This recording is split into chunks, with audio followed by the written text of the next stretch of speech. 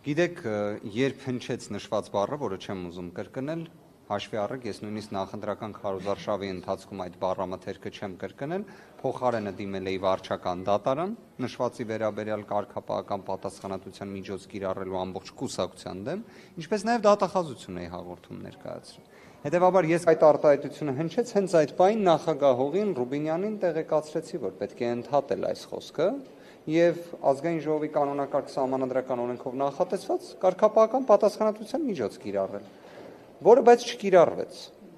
Ավելին ասեմ, ես ճիշտն ասած հաշվի առնելով, որ մենք այսօր փոքր-ինչ ուշացումով մուտք գործեցինք նիստերի դալիճ, նաև առաջարկեցի, որ նիստը նախագահելու լիազորությունը ես իրացնեմ եւ արտահերթ ելույթ ունենամ։ Այսինքն չէի էլ թաքցնում ինչի համար էի ասում, բայց բոլոր դեպքերում դրական պատասխան չստացա։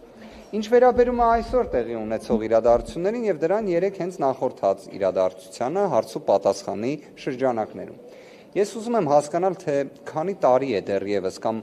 միգուցե շաբաթներ, իհարկե դա ռոմանտիզմի տիրույթում, պահանջվելու է այս իշխանություններին, որ իրենք ի վերջո հասկանան, որ մի բան է քրեական գործ հարուցել, մի բան է դրա վերաբերյալ հաղորդագրությունը տարածել եւ ամեն կերպ կրկնել դա ազգային ժողովում, լրիվ այլ բան է խափանման միջոցը։ Լրիվ այլ բան է։ Դա ոչ մի առնչություն չունի պատժի հետ, դա ոչ մի առնչություն չունի պատժի հետ, դա ոչ մի առնչություն չունի քրեական արդարադատության վերաբերյալ, որ սրա մասին հենց իրենք, ինչ վերաբերում է նախագահ Քոչարյանին, իրենք դրա մասին չէ, որ շատ երկար ժամանակ տեղեկացված էին եւ այլն, բայց իբր ինքն է քննադատում, թե ինչի է հիմա այդ ամենը տեղի ունենում։ Իդեպ ապօրինի գույքի բռնագանձման հետ կապված փաթեթը, երբ ուղարկել էին դատարան, այս բոլոր գույքերի հետ կապված հիշատակումը կար, ազգային ժողովում հենց իրենք էլ խոսում էին դրա մասին։ Եթե խնդիրը ոնց իրենք են բնութագրում իրավապահներն են, այսինքն Սրփուի Գալյանին նկատի ունեն, որովհետև Սրփուի Գալյանն էր գլխավոր դատախազի տեղակալը, ով այդ ամենը բացահայտել էր այդ ժամանակ։ Թե նկատի ունեն գլխավոր դատախազ Տիկին Վարդապետյանին, այսինքն որ խնդիրը որտեղ է։ Իդեպ ելույթում նաև հիշատակվեց մի դեպքի մասին, որտեղ ասում են դատավորը այնքան ձգեց, որ գնաց թոշակի։ Մի հատ կարակ հարցնեք, իսկ որ դատավորի մասին է խոսքը, կարող է պարզվի հենց իրենց իշխանության ժամանակ դատարանի նախագահի պաշտոն զբաղեցրած անձի մասին է խոսքը։ Այսինքն հենց իրենց կադրային քաղաքականության մասին է խոսքը։ Իրենց հարցրեք, թող իրենք պատասխանեն, տենց ավելի հետաքրքիր կլինի։ Երբ խոսում են օրինակ դատական համակարգում, երեք ես լսեցի, ես այնպես ստացվեց, որ ելույթ չկարողացա ունենալ, ինչևէ, բայց ուզում եմ այս հանգամանքը ընդգծեմ։ Այնպես էին խոսում դատական համակարգում խնդիրների մասին, կարծես Կարեն Անդրեասյանի օրինակ ելույթը իրենք չեն լսել։ Դատական համակարգի 70%-ը փոխվել է։ Այն մնացած 30%-ն է վեթինգի ենթարկվել եւ կարծես դրա վերաբերյալ հակադարձում ես չեմ լսել։ Այսինքն ում դեմ են պայքարում։ Ումից են դժգոհ։ Իդեպ կրկին, երբ խոսում են օրինակ Գայք Ծառուկյանի գործի մասին եւ արդարացրած դատական ակտի մասին, դատավորի մասին, չէ։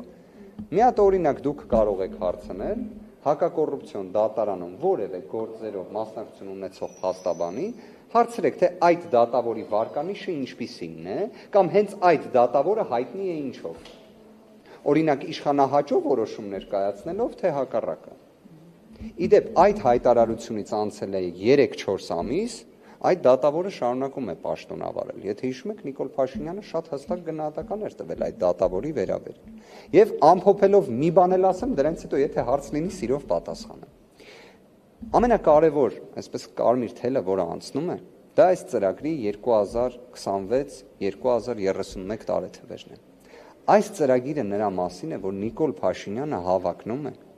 13 տարվա պաշտոնավարման։ Ժողովրդավարությունից ամեն օր խոսացող իշխանությունը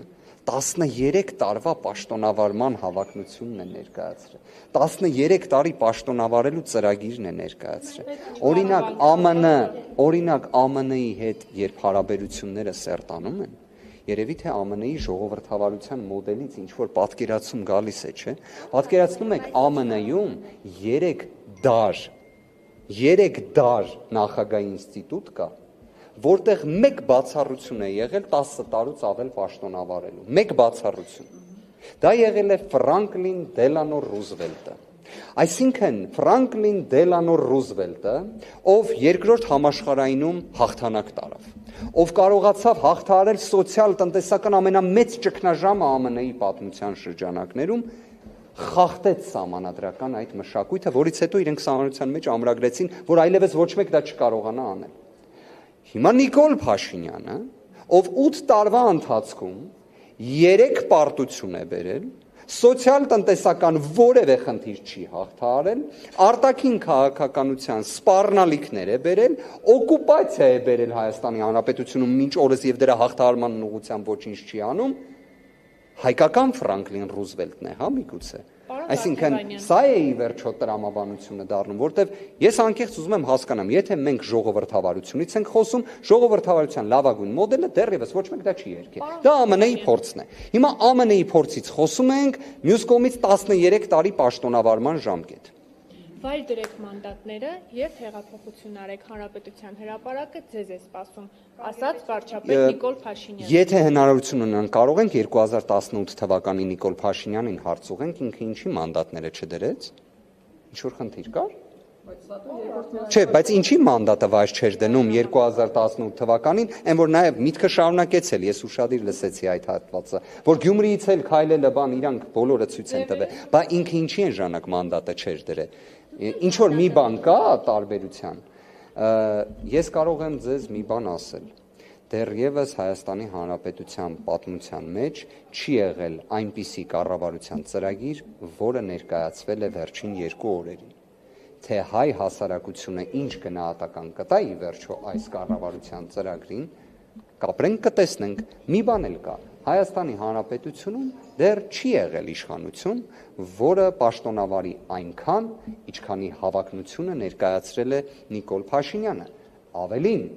ափսոս օրինակ, Նիկոլ Փաշինյանը կարծում եմ կարող էր իր ելույթում նաև նշեր, որ 2018 թվականին մի հետաքրքիր հանգամանք էլ կար։ Դրան նախորդել էին խորհրդարանական ընտրություններ։ Այդ խորհրդարանական ընտրությունների արդյունքում Հայաստանի Հանրապետական կուսակցությունը չէր ստացել 50+1 քվ։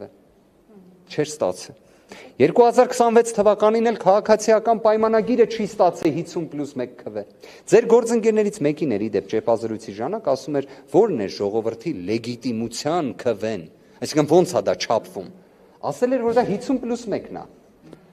Բայց երևի այդ 50+1-ը հիմա կասի դա ուրիշ բան է։ Բայց դա ամեն դեպքում 50+1-ը իրենք չունեն։ Իրենք ժողովրդի մեծամասնության իմ համոզմունքը նա է, որ Հայաստանի Հանրապետության ժողովուրդը իր խոսքը կասի։ Դեռևս միջազգային փորձը, ընդդիմությունը, ժողովուրդը միասին։ Ես կասեմ հետևյալը. ընդդիմությունը հեղափոխություն չի անում իշխանության առաջարկով։ Առնվազն նման օրակարգ մեզ հետաքրքիր չի, ինչքան էլ այդ առաջարկը այդքան համառորեն ներկայացնեն։ Ես մի բան էլ ասեմ, առնվազն վերջին 2 օրը մի հետաքրքիր հանգամանք էլ ցույց տվեց, որ Նիկոլ Փաշինյանը որքան էլ որ ցանկանա, բայց իր մոտ այդ բարեվարկության հետ կապված, ես չեմ կարծում, չէ, իրենց ներկուսակցական կանոնագրքով նախատեսված այդ բառը, որ կարելի է միշտ կրկնել, չեմ կարծում։ Իդեպ ցավով եմ սա ասում, չէի ուզենա սա ասել, բայց դե հիմա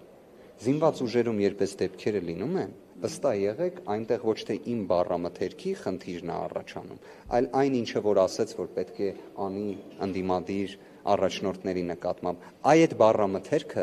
զինված ուժերում, զորամասում դառնում է ոչ կանոնադրական հարաբերություններ պարզելու հիմք, այդ բառամթերքը ես տեսել եմ իմ աչքով դպրոցականների, որոնք կրկնում էին Նիկոլ Փաշինյանի այդ բառամթերքը նախընտրական քարոզարշավի ընթացքում, մի քանիսը դա ծիծաղելով էին ասում, մի քանիսը տենց չէին ասում։ Հիմա ինչ է փոխանցվում։ Մի հատ լսեք ընդդիմության հռետորաբանությունը ու խոսքը, հետո մի հատ նորից լսեք այսօրվա այդ բառամթերքը։ Անկեղծ եմ ասում, ես չեմ պատկերացնում ինչն է, որ մարդուն պետք է դրդի այդ բառերը ասել։ Եթե դուք տեսել եք ես երբևէ այդ բառամթերքը օգտագործեմ, ասեք, ես խնդիր չունեմ, ներողություն խնդրեմ։ Օրինակ ասեք Արամ Վարդևանյանը 2021 կամ 20 կամ 23 կամ 24 կամ 25 թվականին այսինչ արտահայտություն արել։ Եթե ես այդ ձևի արտահայտություն արած լինեմ, ներողություն կխնդրեմ։ Բայց իդեպ մի բան է ասեմ,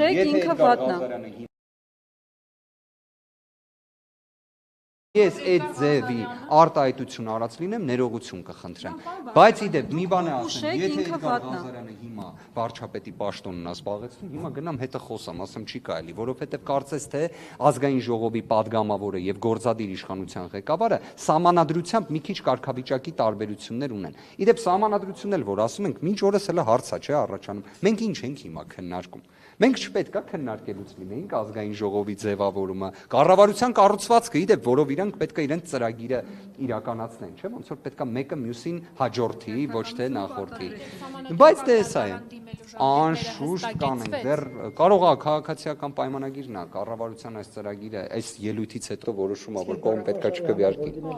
Պետքա չէ, բացարձակ, դա խնդրում եմ դիտարկել ոչ այդ տիրույթում։ Արձագանքը ինչ է եղել։ Ինչպես։ Բառապաշարների համար որ դիմել Վարչական դատարանի կողմից այն որակվեց որպես անընդունելի բառամթերք, որը պետք է հանգեցներ պատասխանատվության, որը կենտրոնական ընտրական հանձնաժողովը չէր արել։ Սա վարչական դատարանի վերաբերյալ։ Իսկ ինչ վերաբերում է հաղորդմանը, որը ներկայացրել էի գլխավոր դատախազին, ես կարծում եմ դուք շատ մեծ դժվարությամբ, բայց կարող եք կանխատեսել, թե ինչ ելք այն ստացավ։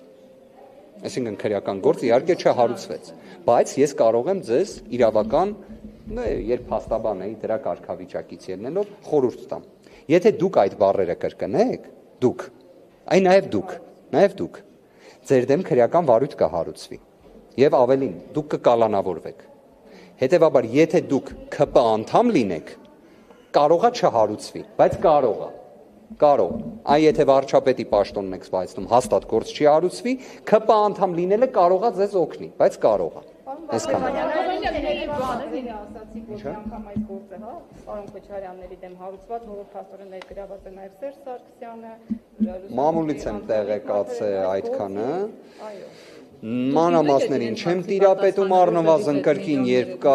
այս ինտենսիվ խափանման միջոցների վերաբերյալ խոսակցությունը, սա հերթական անգամ խոսում է նրա մասին, որ պարզապես իրավապահ մարմինները կամ առաջնորդվում են քաղաքական հրահանգներից ելնելով, կամ պարզապես խափանման միջոց ինստիտուտը ընկալելիության խնդիր ունի մեր իրավակիրառ պրակտիկայում, որի վերաբերյալ իդեպ կարող եմ նաև հայտնել, որ կարծես արտաքին դերակատարները ևս որոշ արձանագրումներ անում են։